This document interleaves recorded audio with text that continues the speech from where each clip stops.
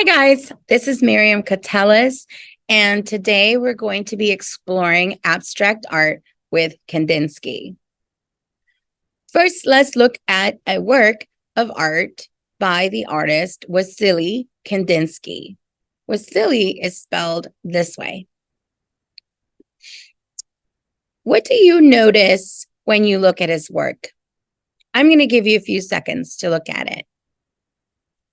When I look at it, I notice that there are different size circles, that sometimes there are circles inside circles. I see some colors, different colors, lots of different colors. I see a lot of interesting lines of different thicknesses, different types of lines, such as bumpy lines and straight lines, thick lines, lines that cross each other. I also see wavy lines and curvy lines. I also see the shapes. Some of them are opaque, which means that they're not see-through. And some of them are translucent, which means that you can see through them. Let's see what else. I think that's it for me. Anything you notice? All right. Well, keep that in mind because we're going to be working on creating our own abstract art today, inspired by Wassily Kandinsky. Today, the tools that you're going to need are a ruler and a compass. And I teach in Spanish, so I also have regla y compás, which is how you say it in Spanish. But first, I'm going to show you how to use both a ruler and a compass. Let's go. So we get started with a ruler, a pencil, and an eraser. If I just use one finger to hold my ruler down, I will not be able to make a straight line. Always remember, when using a ruler, you need to use two fingers to hold it down. And there, that way the ruler does not budge when I make my lines.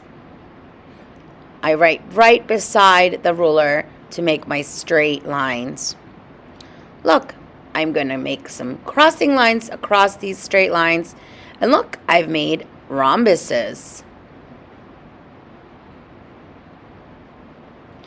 I can also use a ruler to make rectangles and squares, boxes. Next, we're going to be using a compass. I have three types of compasses. This one is metal and it has two legs that are different. One has a latch where you put your pencil in, and the other side is super sharp. Make sure they are at the same level. Make a little dot on the paper where your pointy part will go, and there you go. You make a perfect circle.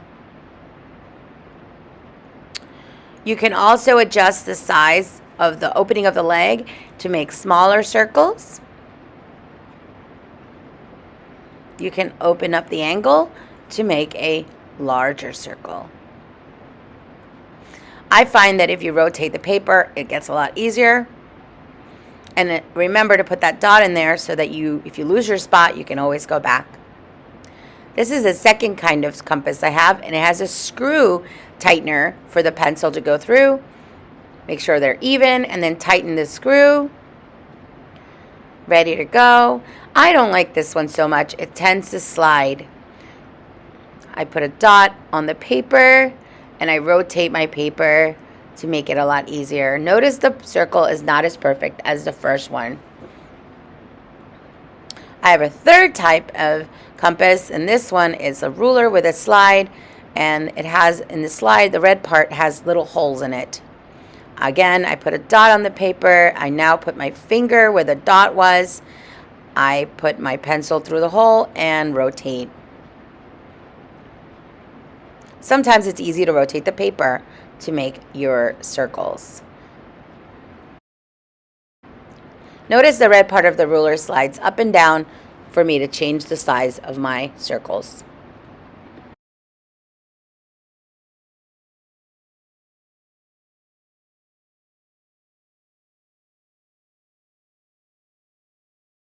So now that you know that you can use a ruler not just for measuring, but for drawing straight lines and boxes and rectangles, and that you can use a compass to create small circles, medium circles, large circles, circles inside circles. Let's get ready to create our abstract artwork. So what is your assignment? Your assignment is you're going to be using a pencil, a ruler, and a compass to create some interesting lines and circles on your paper. I'm going to be working with you. So let's get a ruler, let's get our compass, let's get a sharpened pencil and an eraser maybe, and a large piece of paper. I like to work with 12-inch by 18-inch paper, but you can work with any kind of paper as long as it doesn't have lines on it. Let's get started.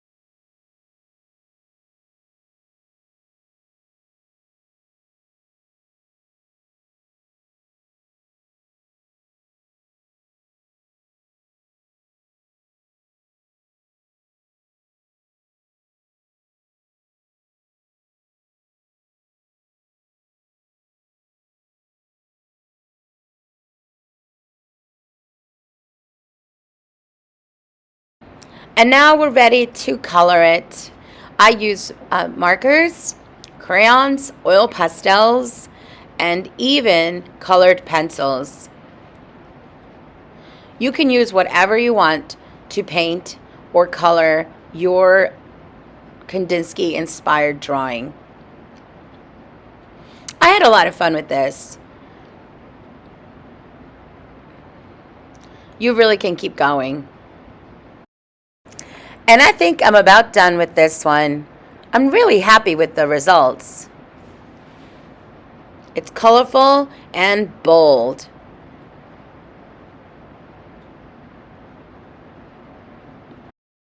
Ta-da!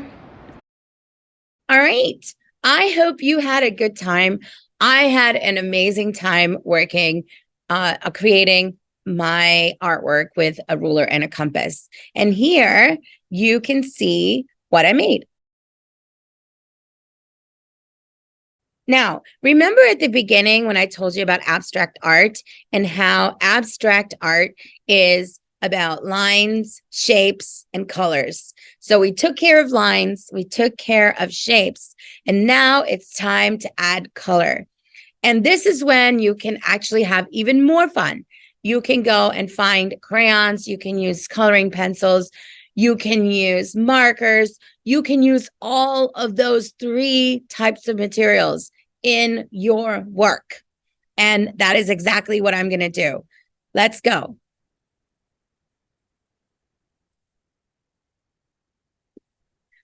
So I hope you had fun creating your own abstract art inspired by Wassily Kandinsky. I know I did. And don't stop here. Continue to make art. And I would love for you to share your work with me at any media, social media. I am on Twitter. I am on Instagram. And I would love for you to hashtag your work, Cutelis Art, for me to be able to see it. Thank you. Bye-bye.